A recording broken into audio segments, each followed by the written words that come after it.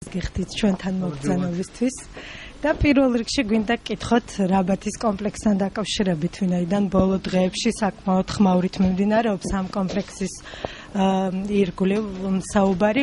თურქული მხარე აცხადებს აბდულა გიულის უმცირესობამ გავრცელა ეს აბდულა გიულის პოზიცია, რომ საკმაოდ მაღალ დონეზე არის იქ ჩატარებული სამუშაოები. თქვენ რაც იტყოდით აი ამ კომპლექსთან დაკავშირებით და როგორ გამოეხმაურებით აი ამ განცხადებას?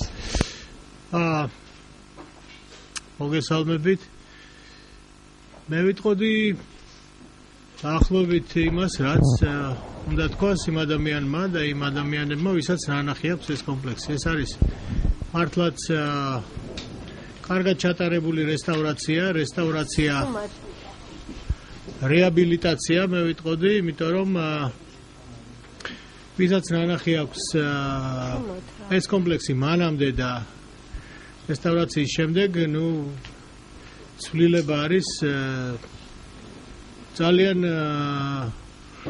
რადიკალური უკეთესობისკენ. ის იყო აქტიურად მიტოვებული ნანგრევები, მათ შორის ბევრი იყო საბჭოთა პერიოდის მინაშენები, ადგილზე იყო ყაზარმები, ის არის დღესაც მე მგონი, იყო უნიშნელო ფუნქცია დაკარგული ბევრი შენობა, მოკლედ რისი თქმა მინდა, რომ ეს რესტავრაცია გაკეთა რამდენიმე ჯგუფის მიერ, პირადად კულტურის სამინისტრო, რომელშიც მაშინ ხელმძღვანელობდით, ამაში პირდაპირ არ იყო ჩართული, მაგრამ კურირებდა პროცესს და კურირებდა თურქეთის მხარესთან ერთად. მე მახსოვს, ჩემთან მოვიდა თურქეთის ელჩი, რომელიც გავაგზავნე ადგილზე, გავაგზავნე თვითონ რესტავრაციის სამუშაოებზე და დავალაპარაკე იმ ადამიანებს, ვინც ატარებდნენ რესტავრაციას და ამის მერე ეს ადამიანი, რომელიც ჩემი მეგობარია, შემიძლია ვთქვა, არ შემხვიანებია. რაც შეეხება თვითონ მოლაპარაკებას, რომელიც თურქეთის კულტურის მინისტრთან მქონდა, ამ მოლაპარაკებების დროს თურქებს უნდოდათ ჩართულები ყოფილიყვნენ პროცესში და პრინციპში ასეც მოხდა. ნაწილობრივ ისინი საქმის კურსში იყვნენ, რა ხდებოდა და როგორ. მე არ მგონია, რომ ის მითქმა და ასე ვთქვათ, ხელების გადაწევ-გადმოწევა, რომელიც წილად ხვდა ამ კომპლექსს, იყოს საჭირო ან აუცილებელი. კომპლექსი არის რესტავრირებული, თუ იქ რაღაცა პატარა ჩასწორებაა გასაკეთებელი, ამის გაკეთებაც შეიძლება, მაგრამ ბუნებრივია, არავინ არ ფიქრობს ალბათ, იმიტომ რომ ეს უგუნურება იქნებოდა, რამე რადიკალურად იქ შეეცვალა, დაინგრია, ან გადაეკეთებინა, იმიტომ რომ ფაქტიურად ეს დასრულებული კომპლექსია და მისით ყველა მნახველი პროფესიონალი თუ ჩვეულებრივი ძალიან კმაყოფილი არის და იყო. ამიტომ მე ვთვლი, რომ ეს მაინც პოლიტიზირებული თემაა, კამათის საბაბად გამოყენებული და რაღაცა კუნთების თამაშთან გვაქვს საქმე ამ მიმართულებით. შეგიძლიათ ეს ნახოთ, დაათვალიეროთ, ეს მართლაც ძალიან კარგი ადგილია. ასევე არა მხოლოდ ტურისტული თქვათ მიზნებისთვის, არამედ ძალიან კაი ადგილია ფილმების გადაღებისთვისაც, ასეთ ცოცხალ ნატურას, ასეთ დეკორაციების აშენებას მილიონები ჭირდება ხოლმე. ეს არის პირდაპირ გამზადებული გადასაღები მოედანი ბევრი უცხოური და ქართული პროექტისთვის. ასე რომ ამ კომპლექსს რაბათის კომპლექსს თავისი ფუნქცია ნამდვილად ექნება და მრავალმხრივი, არა მხოლოდ ტურისტული. აი ეს არის თქვაც მინდა ამასთან დაკავშირებით. დარჩენს მომავალი გვიჩვენებს. იშღანთან დაკავშირებით მინდა გკითხოთ, დღეს გავრცელდა ინფორმაცია, რომ იშღანში ფრესკის ნაწილების გადაყრა ხდება პირდაპირ ნაგავს საყრელზე. თუ გაქვთ ინფორმაცია და რა შეიძლება რომ გაკეთდეს თუნდაც ქართული მხრიდან ხარისმიერი? დიახ, ეს არის მიზეზი. ზუსტად ასეთი ინფორმაცია, რასაც თქვენ ამბობთ, არა მაქვს, მაგრამ ყველა ის ქართული ძეგლი, იქნება ეს იშხანი, თუ იქნება ეს ოშკი, რომელიც არის მოხვედრილი თურქეთის ტერიტორიაზე ბუნებრივია სასწრაფოდ და უკვე საკმაოდ დიდი ხანია ითხოვს ყისიერ დახმარებას. სწორედ ამიტომ იყო ქართული მხარე ჩვენ ასე მოწადინებულები, ამიტომ ვიყავით რომ გაკეთებულიყო სასწრაფოდ ხელშეკრულება ქართველი სპეციალისტების ამ პროცესში ჩართვის თაობაზე, რაც ბუნებრივია ვერ მოხდებოდა თურქული ხრის, თურქული სახელმწიფოს ნებართვისა და ხელშეწყობის გარეშე, იმიტომ რომ ესენი დღეს ეს არის თურქეთის ტერიტორიაზე, თუმცა ესენი ისტორიული ქართული ძეგლები არიან. ამიტომაც ჩვენ გვინდოდა ეს დაახლოებით 2 წლის უკან დაიწყო რეალურად პროცესი, მაგრამ სხვადასხვა მიზეზების გამო ამ შეთანხმებას, რომელიც მივახციეთ, მე შევხვდი თურქეთის კულტურის მინისტრს, ამ შეთანხმებას აღდგენა და რეალიზაცია არ ეღირსა. დღითი დღე ბუნებრივია ზარალდება არა მარტო იშხანი, არამედ ოშკი და დანარჩენი ძეგლები, რომელიც იქ არის, იმიტომ რომ აქ საქმე გვაქვს ღია ცის ქვეშ არსებულ ობიექტებთან, რომელთაც არ აქვთ გადახურვა, არ არიან დაცულები ქარისგან, წვიმისგან, სეისმური ცვლილებებისგან და ბუნებრივია ეს ყველაფერი შეიძლება დაზიანდეს. ერთ-ერთი რაც მოვასწარით და მოვახერხეთ, ეს არის ციფრული აზომვა ლაზერული მეთოდით, რაც ნიშნავს იმას, რომ თქვა დანგრევის ჩამოვარდნის ან ესეთ კატასტროფის პირობებშიც ვიცით სად რა ქვაიდო და თქვა ყველა კედელი დაფიქსირებულია ასეთი მიკროსკოპული სიზუსტით თუ შეიძლება ვთქვათ. ეს გაკეთებული გვაქვს. ეს იმ შემთხვევისთვის თავის დაზღვევაა, ჩვენ ეს გავაკეთეთ. თუ ვთქვათ გაიწელებოდა ეს პროცესი და მოხდებოდა ამ პერიოდში დაზიანება ამა თუ იმ ძეგლის. ეს როგორც მინიმუმ არის სახეზე, მაგრამ ეხლა ისევ აღდგა ეს მოლაპარაკება, რაც კარგია, რასაც მივესალმები, რა თქმა უნდა, და დროზეა ეს ძეგლების საშველი, ვინაიდან ვიზმეორებ ქარი, წვიმა და არამდგრადი სეისმიკა მათ მრავალსაუკუნოვან კულტურულ ძეგლებს, რომელიც არა მხოლოდ ქართული ნიშნულობით, არამედ მსოფლიო ძეგლები არიან, ამათ ემუქრებათ საფრთხე.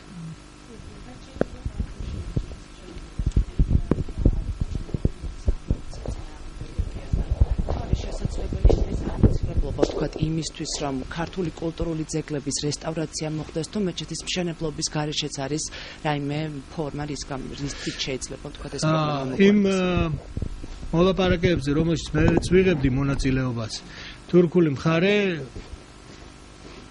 საკმაოდ მორიდებულად, მაგრამ ამავე დროს საკმაოდ მეთოდურად ითხოვდა განადგურებული მეჩეთის აზიზიეს მეჩეთის აღდგენას იმ ადგილას, სადაც ჩვენ მივუთითებდით, იმიტომ რომ ორიგინალური ადგილი, პირველადი ადგილი დაკავებულია, დღეს იქ სხვა შენობა დგას და ამაზე ჩვენ თანხმობა განვაცხადეთ, მაგრამ ამას მოყვა შემდეგ ესეც იქცა პოლიტიკური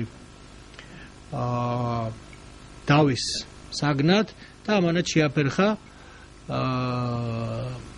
ქართული ძეგლების რესტავრაცია, რის სანაცვლოდაც სწორედ ამ მეჩეთის აღდგენას ითხოვდა თურქეთი. ეს მეჩეთი მინდა გითხრათ, რომ არანაირ დამყრობელს არ ეკუთვნის, ტყვილი არის, ვინც ამბობს, ამან არ იცის ისტორია, ამახინჯებს მას. აზიზია იყო პროდასავლური სულთანი, რომელიც კარის ინტრიგას ემსხვერპლა, ის იყო მოკლული, სწორედ მისი პროდასავლურობის გამო. არ ნიშნავს ეს იმას, რომ ვთქვათ, ის მაინდა-მაინც საქართველოს დიდი მეგობარი იყო, მაგრამ მტერიც არ იყო, ტყვილია ეს.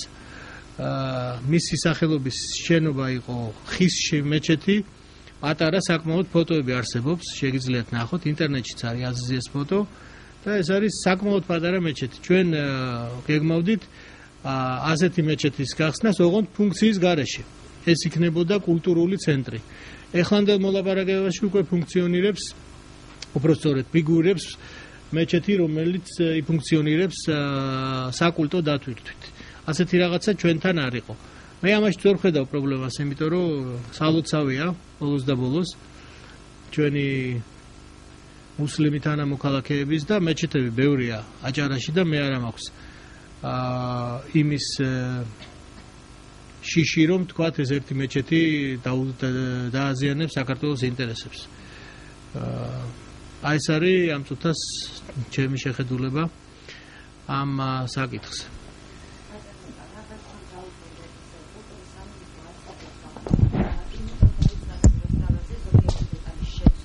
რომ ეს მოითხოვა თურქულმა მხარემ და მაშინ როდესაც რეაბილიტაცია კეთდებოდა კომპლექსის თურქული მხარი არ იყო ჩართული. თქვენ ამბობთ რომ ეს არის პოლიტიზირებული პროცესი, ასე ვთქვათ. რა მოხდება თუნდაც რომ თქვათ ეს ოქროსფერი შეიცვალოს ტყუისფერით, ის ცხაურები იყოს ხის და ასევე საუბრობდნენ იმაზეც რომ აი ამ ახალმა რესტავრაციამ დაკარგა მესამე ფენა, სადაც იყო რუსული, ანუ იყო ქართული, რუსული და მუსლიმური და დღეს აღარ არის მუსლიმური, რუსული, ხომ? რატომ? და რატომ ფიქრობთ რომ ეს არის თქვათ პოლიტიზირებული საკითხი და რატომ არ შეიძლება რომ იყოს ეს ცხაურები ხის და ტყუისფერი გუმბათი? მე ვერ გეტყვით ახლა რატომ არ შეიძლება, იდეაში ყველაფერი შეიძლება. იდეაში შეიძლება იყოს არ ვიცი, ნებისმიერი ფერის სახურავი. უბრალოდ ეს არის დაკავშირებული ზედმეტ ხარჯებთან, რაც შეეხება თურქეთის ამაში ჩართვას. ტყუილი არის ეს პროცესი, რომ დაიწყო თურქეთის ელჩი მე გავაგზავნე თვითონ იმ ხალხთან, ვინც ამას კურირებდა, ვანო მერაბიშვილი მაგ პერიოდში, იმიტომ რომ ის იყო როგორც ვიცით, ამ წარმომადგენელი წარმოშობით ამ ხრიდან და მას უნდოდა რომ რაღაცნაირად რაბათის კომპლექსის აღდგენაში ქონოდა ასეთი წამყვანი როლი, როგორც მენეჯერს, რა თქმა უნდა, ის თავს არ მახსოვს დებდეს კონკრეტული ვთქვათ დეტალების ეს ამაში არ ჩარეულა ეს ტყუილი, ეს ყველაფერი გააკეთეს რესტავრატორებმა და არქიტექტორებმა. ვანო კურირებდა ამ ამბავს როგორც ასე ვთქვათ ორგანიზატორი. რაც შეეხება ამას, რომ თურქეთი არ იყო ჩართული, როგორც გითხარით, ელჩი იყო ამას ხაზს უსვავ ამ პროცესთან დაკავშირებით ინფორმირებული, მან რამდენადაც მახსოვს სპეციალისტებიც ჩამოიყვანა ადგილზე სანახავად. რაც შეეხება რუსულ კვალს, რუსული კვალი ვერ გეტყვით იქ რამდენად მნიშვნელოვანი იყო, მე ეს არ ვიცი. იქ იყო ერთი ყაზარმა და იქ იყო ციხე. იმიტომ რომ ახალციხის ეს კომპლექსი ხელიდან ხელში გადადიოდა დამპყრობლების, მას იპყრობდნენ ხანდახან რუსები, ხანდახან თურქები, მაგრამ ის არის აშენებული ქართველი თავადების მიერ. ეს არის ჯაყელების ციხესიმაგრე. ამდენად დაცული უნდა იყოს ჩემი აზრით მისი პირველადი სახე, ანუ ის რაც ააშენეს მისმა არქიტექტორებმა, პირველადმა ფუძის ჩამყრელმა ხალხმა, კერძოდ აი ამ გვარმა. როგორ არ ფიქრობ ეს სახეზეა, თქვენ თუ ვერ ატყობთ ძალიან. ჩემი არგუმენტი ის არის, როდესაც უსაგნო კამათი მიდის რაღაცაზე და ორივე მხარე ერთმანეთს უმტკიცებს რაღაცას, როცა უკვე საქმე დამთავრებულია, მე მიჩნდება საფუძვლიანი ეჭვი, რომ ყველა საკუთარი სიმართლის ამ შემთხვევაში დამტკიცებით არის დაკავებული. ჩემი აზრით, რაბათის კომპლექსს თავი უნდა დავანებოთ, ბევრია გასაკეთებელი, ბევრი სხვა კომპლექსები აღსადგენი და შეგვიძლია მივხედოთ აღსადგენ საქმეებს, გასაკეთებელ საქმეებს, თუ არის ამის საშუალება და თუ არის ამის ფინანსური შესაძლებლობა. იმიტომ რომ ეს დამთავრებული საქმეა და თუ თქვათ რამე ასეთი დეტალური მნიშვნელოვანი ჩარევა საჭირო, ნუ ეს არ არის გამორიცხული.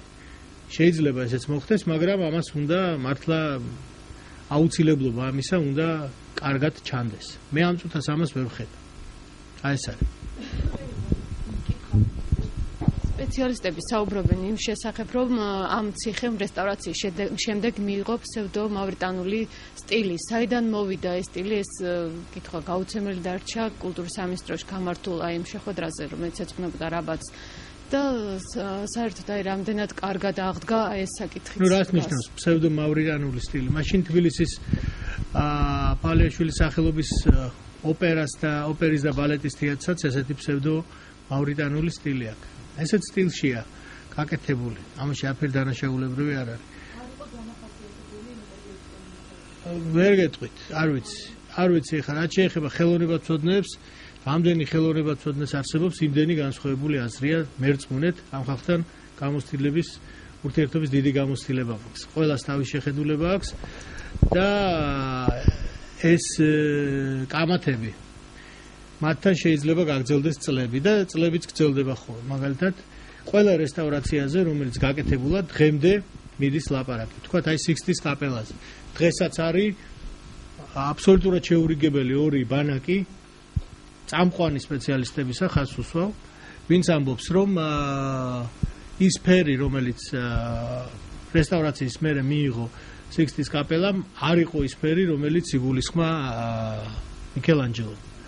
მე ვიცნობ ამ ადამიანს, ვინც ამის რესტავრაცია გააკეთა და დღემდე ნაწილი ამ რესტავრატორებისა მას აძაგებს და მეორე ნაწილი ამბობს, რომ არა, ეს მართალია დრომ და ჭვარტლმა, რომელიც ამ დარბაზში სანთლებიდან და სხვა ასეთი რიტუალური ქმედებებიდან საუკუნეების განმავლობაში გროვდებოდა უცვალა ფერი ამ ფრესკებს. ასე რომ დამიჯერეთ ამ ადამიანის სახელი, ვინც ეს თვითონ მომიყვა, ეს კაცი ჩამოყვანილი ყავდა ჩვენ თბილისში, აქ რამდენიმე ლექცია წაიკითხა, ეს მის გვარი გახლავთ კოლალუჩი. მან მითხრა ასეთი რამე, ყველა მნიშვნელოვან პროექტს ახლავს დებატი, რომელიც გრძელდება შეიძლება 10 წლეულები და შეიძლება საუკუნეებიც. ასე რომ ეს დებატი ნორმალურია, მაგრამ არ უნდა გადაიზარდოს ირაციონალურ და დესტრუქციულ ქმედებებში. ეს არის ჩემი შეხედულება. ბატონიკა, ცხეთასთან დაკავშირებით მინდა გკითხოთ, ბოლო დროს ამ ცხეთასთან დაკავშირებითაც გააჩნდა კითხვები და იუსტიციის მინისტრმაც გააკეთა განცხადება, რომ საჭიროების შემთხვევაში იქ ნახევრად კიდე დაწყებულ მშენებლობას შეიძლება შეჩერდეს და ის კედლები მოიშალოს კიდევ იუსტიციის სახლს უგულისხმობ. რამდენად არის საფრთხე, რომ ცხეთასაც იგივე პრობლემები შეექმნება? ჩემი აზრით ესეთი საფრთხე არ არის, იმიტომ რომ ცხეთა დიდი ქალაქია, ქალაქია უფრო სწორედ, არ არის ერთი ობიექტი. დიდი ქალაქი როგორ დასახლებული ასეთი დაბის ტიპის ქალაქია, სადაც ბუნებრივია დიდი ასეთი რადიკალური ცვლილებები გამომდინარე მისი ისტორიული მნიშვნელობიდან არ არის რეკომენდირებული. ჩემი აზრით ეს იუსტიციის სახლი დიდად იქ არაფერს არ ცვლის. ისე რომ ამას შეუქმნებს თქვათ თვითონ ცხეთის როგორც ქალაქის იმიჯს, რაიმე ზიანი, ეს ფუნქციონირებადი ქალაქია, ეს არ არის თქვათ პომპეუსი ან ესეთი ქალაქი პომპეი, რომელიც აღარ არის ნახევრად დასახლებულია. იქ ხალხი ცხოვრობს, იქ ჭირდებათ სერვისები, თანამედროვე მოთხოვნებიდან გამომდინარე, ბუნებრივია იუსტიციის სახლი, ისევე როგორც სხვა ასეთ საპაცხოვრებო დანიშნულების, ადმინისტრაციული დანიშნულების შენობები საჭიროა. თუ ის ისეთ ადგილას არის, რომ მაინდა-მაინც რაღაცას აფუჭებს, კი მესმის, მაგრამ ეჭვი მაქვს, რომ აქაც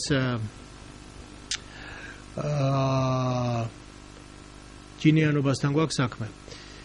იუსტიციის სახლები, როგორც ვიცით, წინა ხელისუფლების ერთ-ერთი პროექტი იყო, რომელთაც ის ამაყობდა და რაღაცნაირად მეჩვენება, რომ შეიძლება აი ამ დღეს უკვე აი ამ სიამაყესთან გვაქვს რაღაცნაირი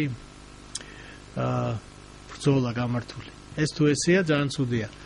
თუ რამეს აფუჭებს და რაც შეეხება იუნესკოს ყველა შეხედულება და ყველა აზრი არ არის, როგორ გითხრათ, ბოლო ინსტანციის ჭეშმარიტება. იუნესკოსთან საუბარი, არგუმენტების მოყვანა შესაძლებელია, ეს არ არის რაღაცა ავტორიტარული ორგანიზაცია, რომელიც ამბობს ესე და შემდეგ იმას არ ცვლის. ისინი უსმენენ ნორმალურ არგუმენტებს, გააჩნია როგორ იმუშავებს ჩვენი მხარე. იუნესკომ ესე თქვა, ეს არის ძალიან უვიცი განცხადება. იუნესკოში მუშაობენ ადამიანები და მათ შორის ეს საკმაოდ ბიუროკრატიული ორგანიზაციაც არის, სადაც სკრუპულოზური ესეთი მეთოდური მუშაობაა საჭირო. და კარგი მუშაობის შემთხვევაში შეიძლება ვთქვათ ორივე მხრისთვის მისაღები კომპრომისის გამონახვა. ამას ვეძახი. ბატონო ნიკა ისევ რაც ასევე გასაკეთებელი აქვს ბოდიში ახლანდელ კულტურის სამინისტროს ბაგრატთან დაკავშირებით. Როგორც ვიცით, ჩვენ შარშან აი ამ სწორედ კარგი მუშაობის შედეგად გადავადებინეთ ერთი წლით საკითხი განხილვისა იმასთან დაკავშირებით უნდა დარჩეს თუ არა რესტავრირებული ბაგრატი მსოფლიო მემკვიდრეობის სიაში. იუნესკომ ეს მიიღო ბაგრატი ამ სიის ნაწილი გახადა მაშინ, როდესაც ის უკვე იყო რესტავრირებული ბატონ ცინცაძის მიერ, ანუ მას პირვანდელი სახე აშკარად შეცვლილი ჰქონდა და პირვანდელი სახე ეს არის სახე რომელიც მან მიიღო დანგრევის შემდეგ, ამას გულისხმობ პირვანდელ სახეში, როგორც ვიცით, რუსულმა ზარბაზნებმა ის ფაქტიურად მიწასთან გაასწორეს. ბატონმა ცინცაძემ 60-იან წლებში დაიწყო ამის რესტავრაცია და მისი რესტავრირებული ვერსია ძალიან სახეცვლილი იუნესკომ მიიღო ამ სიაში. ჩვენი არგუმენტია, რომ თუ ცინცაძის ვერსია არის ავთენტური, მაშინ ის რაც მოხდა ცინცაძის მერე, ცინცაძის მოწაფის მიერ და ანდრია ბრუნოს მიერ, ეს რესტავრაციაც ავთენტურია. თუ არადარა, მაშინ სულ პირველად ცინცაძის აღდგენილიც კი არ უნდა მიეღოთ ამ სიაში. ჩემი აზრით უფრო მნიშვნელოვანია ამ სიაში ყოფნა არ ყოფნაზე ის, რომ ბაგრატს დღეს არ ემუქრება დანგრევა, არ ემუქრება ეგრეთ წოდებული გამოქარვა, რაც სერიოზული პრობლემა იყო, არ ემუქრება სეისმური ძვრები, ის ყველაზე გამძლე შენობა შეიძლება ითქვას მთელ რეგიონში, ის 9-10 ბალზეა გათვლილი, ეს იაპონელმა ჩვენმა პარტნიორებმა დაგვეხმარენ ამის გაძლიერებაში და ჩემთვის უფრო მნიშვნელოვანია ვიდრე თქვათ რომელიმე სიაში ყოფნა, მაგრამ ამავე დროს განადგურების საფრთხის წინაშე არსებობა. აი ეს არის და ეს. თუმცა ვიმეორებ, თუ კარგად იმუშავა კულტურის სამინისტრომ, სწორედ ეს არგუმენტებია მოსაყვანი იუნესკოსთან და ეს ძეგლი ამ სიაში შესაძლოა დარჩეს.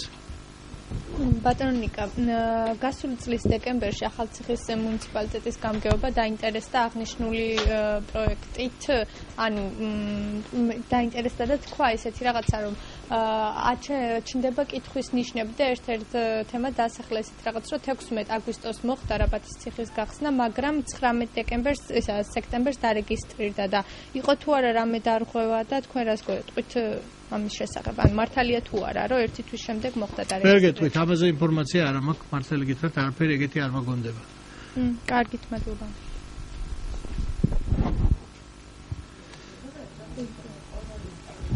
ხმამაღლა ცოტა.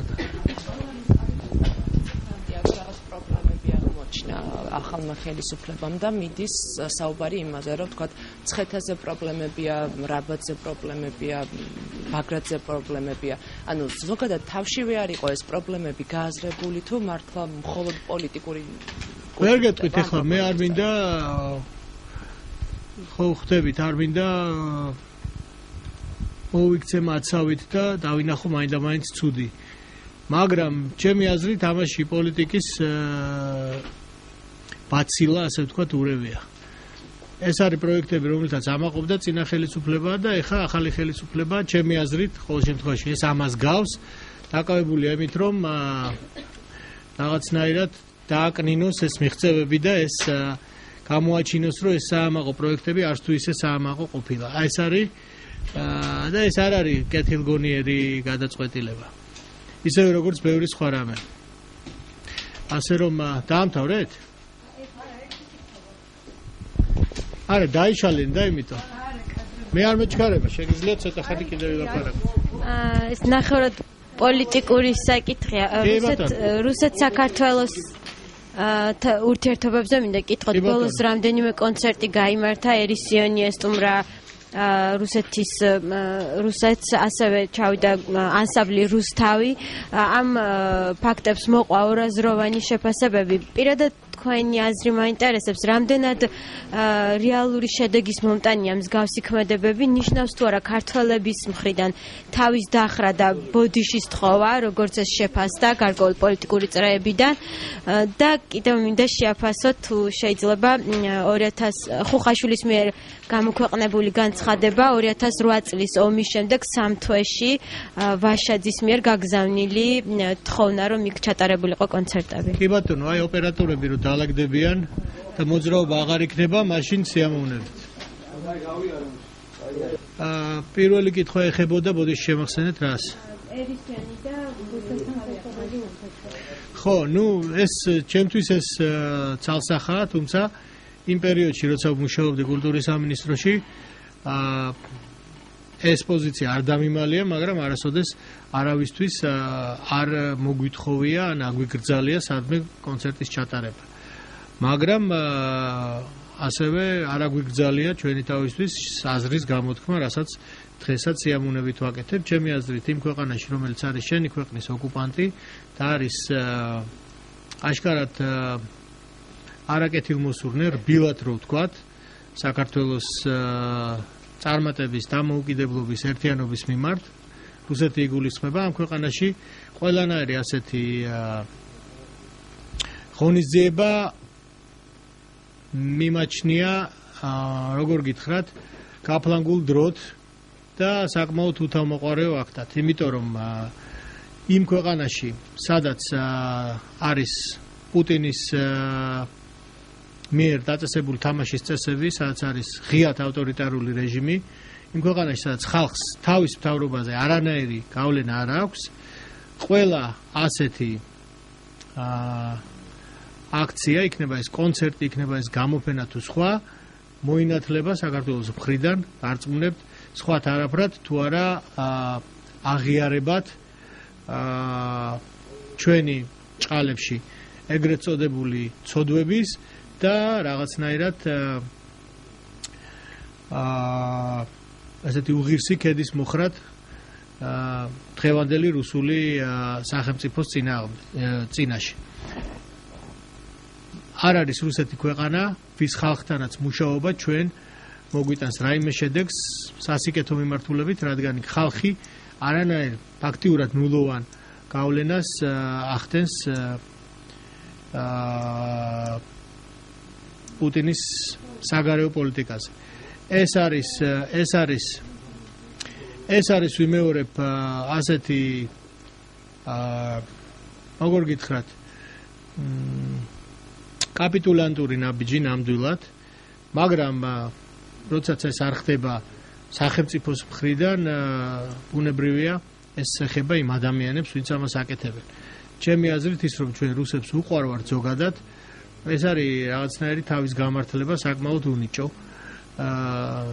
ჩვენ რა თქმა უნდა ყავს რუსეთში რაღაცა ნაწილი მეგობრების, ვინც დემოკრატიულად არიან განწყობილი, არის ეგეთი ხალხი რუსეთშიც და ყველგანაც, მაგრამ მათ საკმაოდ სუსტი ხმა აქვთ დღეს სამწუხაროდ.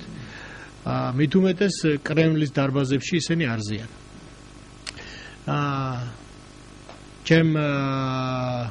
ჩემი კულტურის სამინისტროში მუშაობის პერიოდშიც გეუბნებით, იყო რამდენიმე ასეთი კონცერტი, მე მას არასოდეს არ ვესალმებოდი, არასოდეს ამ ღონისძიებებს, მაგრამ არც გზალავდი. ეს არის ჩვენი ქვეყანა, თავისუფალი ქვეყანა, ყველა ადამიანი იღებს თავის გადაწყვეტილებას, რამდენად ეს რამე კარგს მოგვიტანს, ამას მომავალი გვიჩენებს. მე ვთვლი, რომ არაფერს კარგს ეს არ მოიტანს, გარდა იმისა, რომ რუსეთი კიდე ერთხელ იტყვის, რომ აი ქართველები თვითონ მოგვიცუცქდნენ, თვითონ ცდილობენ ჩვენთან დაახლოვებას, აღიარებენ თავის შეცდომას და ესე მოუვა ყველას, ადრე თუ გვიან, ვინც ჩვენს პოზიციას შეეწინააღმდეგება, როგორც შეეწინააღმდეგა გაბედა და წინააღმდეგობა გაუწია საქართველოს. აი ესეთი რაღაცა მოსალოდნელი ჩემი აზრით. რაც შეეხება მეორე კითხვას, მეორე კითხვა არის ხო, ისევ ნათქვამს დაუბრუნდები, გამახსენდა ერთი კაი ფაქტი. ძალიან ცნობილი მუსიკოსი არის მარკ ნოფლერი ეგეთი. Dire Straits თუ გახსოვთ, ესეთი ბრიტანულ-ამერიკული ჯგუფია რომელმაც აი სულ ახლახანს განაცხადა ვარი მოსკოვში კონცერტების გამართვაზე, იმიტომ რომ მათ გაიგეს როგორ ემტერება დღევანდელი რუსეთის ხელმძღვანელობა, პუტინის პირადი, რა თქმა უნდა, გადაწყვეტილება არასამთავრობო ორგანიზაციებს და უცხოურ განსაკუთრებით უცხოურ არასამთავრობო ორგანიზაციებს რუსეთში. სწორედ ამიტომ მარკ ნოფლერმა თქვა განაცხადა ვარი ჩასვლა რუსეთზე და ადრე კომუნისტების პერიოდში არაერთ მუსიკოს გაუკეთებია ასეთივე აქტი, ასეთ პოლიტიკური მიზეზით ვარი უთქვამს რუსეთში გამოსვლაზე. ერთ-ერთი ვინც მახსენდება იყო გენიალური ამერიკელი მუსიკოსი ბილ ევანსი. ასე რომ ამბობენ განვაცალკეოთ პოლიტიკა და ხელოვნება ერთმანეთსგან არ არის სწორი, იმიტომ რომ როდესაც შენ კრემლის დარბაზში მიდიხარ და ხარ საქართველოს წარმომადგენელი და იქ ან ცეკვავ ან მართავ კონცერტს ან გამოფენას, ეს უკვე პოლიტიკური აქტი ხდება. ეს აღარ არის ხელოვნება. ამიტომ თავს ნუ მოვიტყუებთ და იმ ხალხს, ვინც ამ არგუმენტს ასე ვთქვათ გვაჩეჩებს, ვეუბნები რომ ჩვენ ვერ დავიჯერებთ ამ არგუმენტის პატიოსნებას, იმიტომ რომ ეს არ არის ესე. კრემლში გამოსვლა დღეს არის პოლიტიკური აქტი. ხელოვნებასთან რაღაც არ აქვს არანაირი საერთო. და მეორე კითხვა მითხარით. ვაშაძე მე მგონი კარგად ბატონმა გრიგოლმა ეს კარგად ახსნა, არ მახსოვს რომელ ეთერში. ეს იყო ასეთი დიდი კონტექსტიდან ამოგლეჯილი ერთი წერილი და ეს წერილი იყო დაწერილი იმ შემთხვევისთვის, ანუ ამ წერილს მოყვებოდა ქმედება იმ შემთხვევისთვის, იმ შემთხვევაში თუ მოხდებოდა და მაშინ ეს რეალურად ჩანდა, რუსები ამას რაღაცნაირად ამაზე ვითომ მოდიოდნენ უცხოელი მეგობრების დაწოლის ქვეშ, ჯარების გაყვანა თუ მოხდებოდა ახალგორიდან და კოდორიდან. იყო ამაზე ლაპარაკი. და მესამე მხარე, ანუ ჩართული მხარე, უცხოელები ითხოვდნენ ჩვენგან რაღაცა ნაბიჯის, კეთილი ნების ნაბიჯის გამოხატვას, რომ რუსეთს ეს სახე გადაერჩინა სავით და ჩვენი პოზიცია იყო, რომ თუ მოხდება იმ ხელშეკრულების, რომელზეც რუსებმა ხელი მოაწერეს, 6 პუნქტიანი ხელშეკრულების შესრულება, რომ მხარეები გაიწევიან კონფლიქტამდე არსებულ გეოგრაფიულ წერტილებამდე, მაშინ საქართველოს რაღაცნაირად გადადგავდა ესეთ ნაბიჯს და ვთქვათ, ოდნავ დაათმობდა ურთიერთობებს რუსეთთან, რისი გამოვლინებაც იქნებოდა, ვთქვათ, რაღაც ღონისძიებების იქ ჩატარება. ბუნებრივია ეს არ მოხდა და ამ ფურცლის ფრიალი ამ კონტექსტის არ დანახვის და მისგან ამ ერთი მრგოლის ამოღების სახით, რა თქმა უნდა, იაფასიანი ესეთი პოლიტიკური ტრიუკი გახლავთ, რომელსაც არ ექნება არანაირი შედეგი. ბუნებრივია, საქართველოს წინა ხელისუფლების პერიოდში ყოველთვის პრინციპულად იდგა თავის პოზიციებზე, ის ატარებდა პრინციპულ პოლიტიკას და სწორედ ამიტომ მან დღემდე მოიპოვა და ეს ჯერჯერობით შენარჩუნებული აი ეს საერთაშორისო მხარდაჭერა, რომელიც დღეს ჩვენ გვაქვს, რაც გამოიხატა ძალიან კონკრეტულ რამეში მსოფლიოს თავისუფალი სამყაროს მიერ ეგრეთ წოდებული დამოუკიდებლობის აფხაზეთსა და სამხრეთ ოსეთს ეგრეთ წოდებული დამოუკიდებლობის არაღიარების პოლიტიკაში გამოიხატა. ეს ძალიან მნიშვნელოვანი რამეა, რასაც შეიძლება სხვა შორის საფრთხე შეექმნას. აი გუშინ და დღესაც მე პრემიერს მოусმინე, ნაწილი ვნახე მისი გამოსვლისა, იმიტომ რომ თქვენთან მოვდიოდი, შეიძლება ამას შეუქმნას საფრთხე ეგრეთ წოდებულმა გამოძიებამ ამ ომის მიზეზებისა, რომელსაც აპირებს დღევანდელი იუსტიციის მინისტრი. და მას დაეთანხმა დღეს პრემიერ-მინისტრი ივანიშვილიც. ეს გამოძიება, ასეთი გამოძიება თუ წამოიწყო საქართველოს პირველ რიგში, ეს იქნება ძალიან მკაფიო გზავნილი მსოფლიოსკენ, რომ რასაც აქამდე სახელმწიფო ამბობდა, ქართული სახელმწიფო ამბობდა, ეს ყველაფერი ტყუილია და ეს უნდა გადავხედოთ ყველაფერი, ამ საკითხს უნდა გადავხედოთ თავიდან და ის რაც თქვენ გამოგვიცხადეთ ის სოლიდარობა, რომელიც თქვენ თავისუფალმა სამხარომ გამოხატეთ საქართველოს მიმართ, ესეც შეიძლება ყველა გამოხატეთ, იმიტომ რომ სინამდვილეში თურმე დამნაშავეები ამ კონფლიქტში ყოფილვართ ჩვენ. ეს იქნება დიდი უგუნურება, თუ ვინმეს გონია და მე საკმაოდ გამოცდილება მაქვს პოლიტიკური, რომ ეს ვიწინასწარ მეტყველო, თუ ვინმეს გონია, რომ საქართველო თუ ვინმეს პირდება რუსეთი, რომ ამ გამოძიების დასრულების შემდეგ რუსეთი რაიმეს დათმობს, იმის მერე რაც საქართველო აღიარებს თავის დანაშაულს, რომელიმე რეგიონიდან გავა, ან უკან წაიღებს ამ აღიარებას, ეს დიდი შეცდომაა. წარეთ მოტყუდება ყველა ეს ადამიანი, ვისაც ასეთი დაპირება აქვს დღეს. თუ საქართველო გადახედავს იმ პოლიტიკას, რომელსაც წლების განმავლობაში იცავდა, საქართველო მხოლოდ და მხოლოდ წააგებს. კარგი ლამაზი ნათქვამია, მომწონს ვიბრძოლოთ, ვიცხოვროთ სიმართლით, როგორც პრემიერმა თქვა, ეს ლამაზი გამონათქვამია, მაგრამ ძნელია შენ ცალმხრივად იცხოვრო სიმართლით, როცა შენი მოწინააღმდეგე არ ცხოვრობს სიმართლით. ეს სახეზეა, რუსეთი შემოიჭრა ჩვენ ტერიტორიაზე, საქართველოს ტერიტორია, ძირძველი მიწებია, რუსული ტანკები შემოვიდნენ და დაგვიწყეს სროლა, ჩვენ არ გადავსულვართ იქით და არ აგვიღია რიაზანი და არ ვიცი მე ნოვგოროდი. ამიტომ ეს გულუბრყვილო პოლიტიკა ძალიან სავალალო შედეგებამდე მიგვიყვანს. კერძოდ, ჩემი აზრით, ეს იქნება ის, რომ დანარჩენი მსოფლიო არ აღიარების პოლიტიკას ნელ-ნელა მეთოდურად დაანებებს თავს და რუსეთი საბოლოოდ გაიფორმებს და შემდეგ მიიერთებს ამ ორ ტერიტორიას, ძირძველ ქართულ მიწებს. ის თუ ვინმე საინტერესებს ეს დეტალები, ამ შემთხვევაში გულისხმობ პრემიერ-მინისტრს, მან შეუძლია აბსოლუტურად თავისუფლად შიდა თავისთვის მოკვლევა ჩაატაროს თუ გამოძიება და გაიგოს ის ფაქტები, რაც მას აინტერესებს, მაგრამ სოფლიოს წინაშე ამის გაკეთება უკვე სხვა რამეს ემსგავსება. ეს ძალიან სახიფათო თამაშია, რომელიც შეიძლება შემდეგ თაობებმა არ აპატიონ ამის გამკეთებელს. იმიტომ რომ ეს რეალურად ითარგმნოს შეიძლება ამ მიწების სამუდამოდ უკვე დე იურეთ დაკარგვაში. ჩვენ ვიცით, რომ დღეს თავისუფალი სამყარო ამბობს, რომ ეს მიწები არის უკანონოდ ოკუპირებული. ეს რას ნიშნავს, რომ ადრე თუ გვიან და ეს ალბათ პუტინის მერე მოხდება, ამას მოყვება დეოკუპაცია.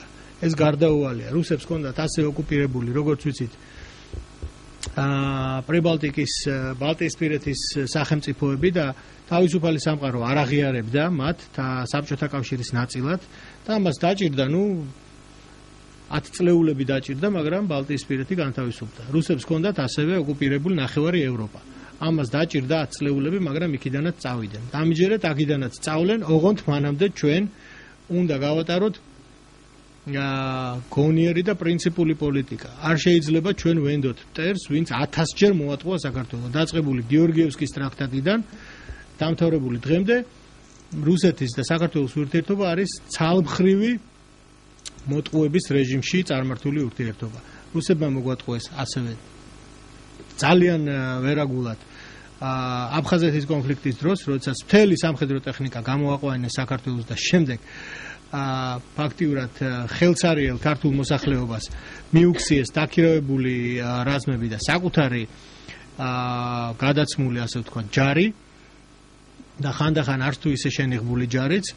რუსეთმა მოგვატყუა მაშინ, როდესაც ისტორიაში ცოტა უკან წავიდეთ, დაგვპირდა საგარეო პროტექტორატს და სამაგიეროდ გაგვიუქმა ტახტი, მეფის უფლება, გაგვიუქმა ეკლესიის ავტოკეფალია და ვინმეს თუ აქვს გულუბრყვილო აზრები, რომ რუსეთი აპირებს ასევე სიმართლით ცხოვრებას, ის ძალიან ცდება. ვიმეორებ ამას, ეს იქნება დამღუპველი ფატალური შეცდომა ქართული პოლიტიკის. ამის გაკეთებას არავის არ ურჩევთ. იმიტომ რომ მათ წარეთ მოატყუებენ და შემდეგ როგორც ერთ ცნობილ ფილმშია, მეც წარეთ მომატყუებს, ეს ნათქვამი აღარ უშველის არავის. აი ეს არის. მე მგონი ყველაფერი გითხარით.